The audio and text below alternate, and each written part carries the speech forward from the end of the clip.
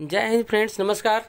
मैं उम्मीद करता हूं कि आप लोग क्लास अटेंड कर रहे हैं और मैं आज प्रोनाउन की तीसरी कड़ी में आपको correct usages of personal pronoun के बारे में मैं बता रहा हूं। मीन्स क्या है कि कोई प्रोनाउन अपने जेंडर के हिसाब से या अपने नंबर के हिसाब से किस प्रकार से कहाँ प्रयोग किया जाएगा, हम इसकी चर्चा आज यहाँ पर करने वाले हैं।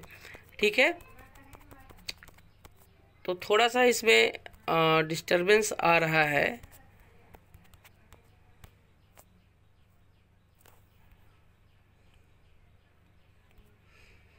अब जैसे यहाँ देखिए क्या है, सबसे पहले हम क्या देख रहे हैं कि हमारा पहला रूल है कि personal pronouns must be of the same number, gender and persons as the noun for which it stands for. ये बहुत बहुत इंपॉर्टेंट नियम है कि जैसे क्या किया जाता है, कुछ लोग सेंटेंस लिखने में क्या करते हैं, इस चीज़ को ध्यान नहीं देते कि नंबर कौन सा है, जेंडर कौन सा है, और उसके हिसाब से क्या करते हैं कि मनमाने तरीके से पर्सनल प्रोनाउन का प्रयोग कर देते हैं। जहाँ पे इट का प्रयोग नहीं है वहाँ कर देते हैं, जहाँ पे हिज लगना चाहिए वहाँ हर का प्रयोग कर देते हैं, है ना। जहाँ वंस का लगना चाहिए वहाँ पर जो है हिज या दे का प्रयोग कर देते हैं। तो हमें इस चीज़ का बहुत विशेष फोकस रखना चाहिए कि जो है क्या है कि कोई नंबर, जेंडर के हिसाब से और पर्सन के हिसाब से जो है कि ये प्रोनाउन का प्रयोग, पर्सनल प्रोनाउन का प्रयोग करना चाहिए। तो इसमें क्या है कि देखिए, आप सबसे पहले आप यहाँ देखें तो जैसे यहाँ देखिए क्या है कि आप ये देखिए, जिसका एक पहला एग्जांपल मैंने लिया यहाँ से, जैसे Sita helps her mother in house hold work है। तो अब यहाँ पे सीता क्या है, सीता हेल्प्स है। सीता यहाँ पर क्या है, आपका फेमिनिन जेंडर है, और ये क्या है कि इसके लिए जो पर्सनल प्रोनाउन होता है वो होता है शी। वह कौन सा होता है, वो सी होता है। तो सी का पजेसिव क्या होता है, तो सी का पजेसिव जो होगा वो हर होगा। तो अब अगर यहाँ पे सीता लिखा गया है तो वहाँ पर जो है हिज का अगर आप प्रयोग करते हैं तो ये गलत है, ये बिल्कुल सरासर गलत माना जाता है।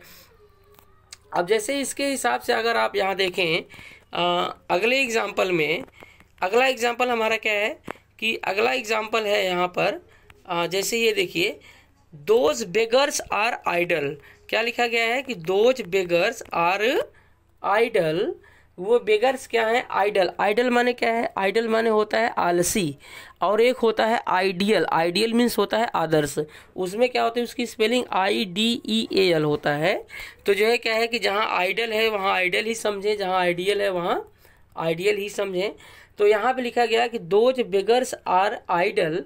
वो भिखारी क्या है, एकदम टोटल क्या है कि आलसी हैं, सुस्त हैं। यार आलसी न होता तो भिखारी होता, सीधी सी बात है, ये कहने वाली क्या बात है। तो अब यहाँ देखें, जैसे बेगर्स क्या है, बेगर्स आपका अगर नंबर के हिसाब से देखेंगे तो ये प्लूरल नंबर है। तो प्लूरल नंबर के लिए जो है कि मैंने अपने पहले वीडियो में आपको बताया था कि अगर प्लूरल नंबर का सब्जेक्ट है, कहीं भी प्लूरल नंबर का, गर्ल्स हो, बॉयज़ हो, बेगर्स हो, या कोई भी हो प्लूरल नंबर का सब्जेक्ट है, तो उसके साथ हमेशा पर्सनल प्रोनाउन क्या किया जाता है, दे का प्रयोग किया जाता है। यानी किसका, दे, देयर, देम का प्रयोग किया जाता है। तो यहाँ पर आप क्या देख रहे हैं कि आप देख रहे हैं जैसे दोज बेगर्स आर आइडल है, और यहाँ हम देख रहे हैं कि हमारा they refuse to work for their living. मतलब वो क्या करते हैं, अपने लिविंग के लिए जो है, अपने जीविका के लिए काम करना नहीं चाहते हैं, वो मना करते हैं। अगर वो इतने ही कर्मठ होते तो भिखारी न होते, ध्यान दीजिएगा। तो ये सबसे बड़ी बात है कि हमें क्या करना है, इसको एकदम ध्यान से देखना है।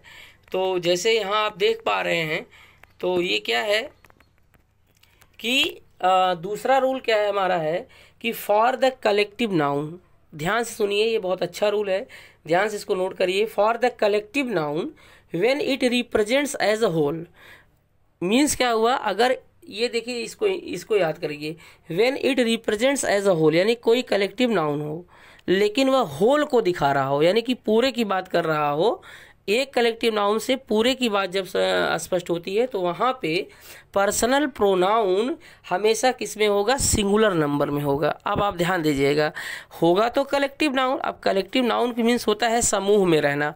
समूह में क्या होती है, कोई एक चीज़ से समूह नहीं बनती है, उसमें कई लोग रहते हैं तब जाके समूह बनता है। वो रहेगा तो कलेक्टिव नाउन, लेकिन क्या करता है, उसका जो भाव होता है, उसकी मीनिंग जो होती है वो मीनिंग क्या होती है, वो सिंगुलर रिप्रेजेंट करती है। तो उस हिसाब से क्या होगा, हमें सिंगुलर नंबर का ही पर्सनल प्रोनाउन प्रयोग किया जाएगा। और जेंडर में कौन सा प्रयोग किया जाएगा, न्यूटर जेंडर प्रयोग किया जाएगा। और न्यूटर जेंडर के लिए कौन सा पर्सनल प्रोनाउन होता है इसे मैंने आपको बता रखा है। तो वहाँ पे जो है क्या है, इट का प्रयोग आप करेंगे न्यूटर जेंडर के लिए। इस चीज़ को आप हमेशा याद रखें। तो जब इट आएगा तो इट, इट्स, इट हो जाता है ना। यहाँ पे क्या हो जाएगा, इट, इट्स, फिर उसके बाद आपका ये इट हो जाएगा। इसका तीनों फॉर्मेट में आप इसको हमेशा याद रखें। ये बहुत इंपॉर्टेंट है, देखने को केवल 2 वर्ड का है लेकिन है बहुत इंपॉर्टेंट, ध्यान दीजिएगा। इसका कहाँ प्रयोग करना है, कैसे प्रयोग करना है, इस चीज़ को आप लोग हमेशा ध्यान में रखना है। अब जैसे इसका एग्जाम्पल आप देख लें, जैसे लिखा गया कि the army had to suffer terrible privations in its march, है ना। ध्यान दीजिएगा, आर्मी को क्या किया जाता है कि एक भयानक अनुभव वो महसूस करते हैं अपने चलने में। मार्च मीन्स क्या होता है, जो गश्त लगाते हैं उसे मार्चिंग कहते हैं, जो पैर में पैर मिला के चलते हैं उसमें। तो अब यहाँ देखिए जो आर्मी है, ये आर्मी क्या करता है, ये आर्मी एक होल ग्रुप को रिप्रेजेंट करता है। कई सैनिक मिला करके एक ग्रुप बन जाता है, कई सैनिक मिलते हैं, कई टुकड़ियाँ मिलती है, फिर एक आर्मी बनती है। तो आर्मी कहने का मतलब क्या है, यहाँ पर एक है। तो इसलिए यहाँ पर कौन सा प्रोनाउन का प्रयोग किया गया है, इट्स का प्रयोग किया गया है। अब जानते हैं क्या होगा, गलती कहाँ करेगा आपसे, जहाँ इट्स लिखा है वहीं पर दे लिख देगा, है ना, देयर लिख देगा, देयर मतलब देयर मार्च हो जाएगा। अब आपको लगेगा अरे यार आर्मी है ये क्या कि बहुत ज़्यादा है, इसलिए क्या होगा, वहाँ पे देयर का प्रयोग किया जाएगा, तो वहीं पे फॉल्ट हो जाएगा। तो स्पॉट एरर में इस तरह के क्वेश्चन जो है क्या है, हमेशा पूछे जाते हैं, जिसे हमें क्या करना है, ध्यान देना है ना। तो आज हमें लग रहा है कि मेरा मोबाइल थोड़ा सा हैंग कर रहा है ना, इस वजह से जो है क्या है कि थोड़ा सा ये जल्दी से इरेज नहीं हो पा रहा। तो कोई बात नहीं है, थोड़ा सा आप लोग एडजस्ट कर लें। दूसरा क्या लिखा गया, जैसे the fleet will reach its destination in a week. Fleet माने क्या होता है, जहाजी बेड़ा।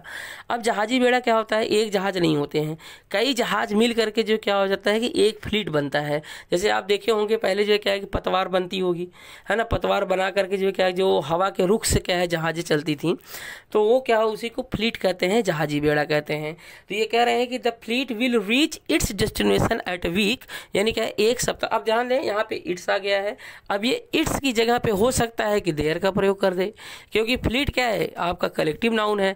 और ऐसे ही क्या है, छोटी मोटी जो है क्या है गलतियाँ करके जो है करवाता है एग्ज़ाम में, और क्या करते हैं आप उससे थोड़ा कर नहीं पाते, डिस्टर्ब हो जाता है, इसी वजह से आप नहीं कर पाते हैं। तो इस चीज़ को आप लोग ध्यान दीजिए, कट नहीं हो रहा है, बहुत अधिक डिस्टरबेंस है आज।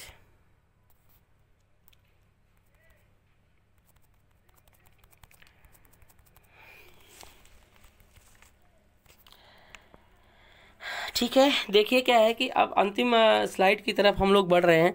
थोड़ा सा मोबाइल में डिस्टरबेंस है, तो आप लोग कृपा करके जो है क्या है थोड़ा एडजस्ट करें, समय को ध्यान दें। तो इसलिए क्या है, देखिए लिखा गया ये रूल जो हमारा है अगला, कि when the collective noun conveys the idea of separate individual. इसके पहले मैंने आपको क्या बताया, जब एक कलेक्टिव नाउन से पूरे ग्रुप से क्या है एक का भाव पैदा होता है, तो वहाँ पे आप इट्स का प्रयोग करेंगे।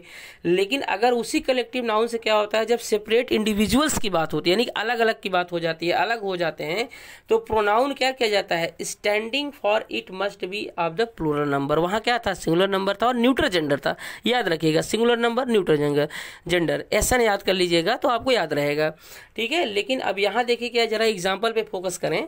जैसे लिखा गया यहाँ पे कि the jury were divided in their opinions, यानी कि जूरी माने क्या होता है, जैसे ये ग्रुप ऑफ द जजेस होते हैं जिसे हम जूरी कहते हैं, है ना। तो कह रहे हैं कि jury were divided in their opinions, है ना। क्या है कि अब यहाँ लिखा गया यानी अपने मत से क्या है कि वो अपने राय से क्या है डिवाइड हैं, बटे हुए हैं। जैसे कभी कभी होता ये है कि 7 जजों की पीठ बैठती है, जैसे ट्रिपल तलाक का मुद्दा होता है ना, जो 7 जज की पीठ या 11 जज की पीठ बैठती है, तो उसमें क्या होता है 3-5 मतलब ये जैसे 5-2 से फैसला आता है। मीन्स 5 ऐसे होते हैं जो कि एक पक्ष में होते हैं, 2 ऐसे होते हैं जो अलग होते हैं, इसी को कहते हैं डिवाइड होना, ठीक है, ध्यान दीजिएगा। इसी प्रकार से जैसे आप देखें लिखा गया the committee decided the matter without leaving their seats, है ना। कह रहे हैं कि क्या है कि उन्होंने अपना जो है क्या है कि सीट नहीं छोड़े, कब तक नहीं छोड़े, जब तक कि मैटर को उन्होंने सेटल नहीं कर लिया, मीन्स उसको निपटा नहीं लिया, तब तक नहीं। तो यहाँ पे कॉमिटी का मतलब क्या है कि ये अलग अलग की बात हो रहा है, क्योंकि इसीलिए यहाँ पे देयर का प्रयोग किया गया है। तो ये हो सकता है अब यहाँ पर जो है क्या है कि आपको इट्स का प्रयोग कर देगा, है ना, या कॉमिटी में कॉमिटीज कर देगा, है ना, यस कर देगा। तो इस हिसाब से जो क्या है कि दिक्कतें बढ़ जाती हैं।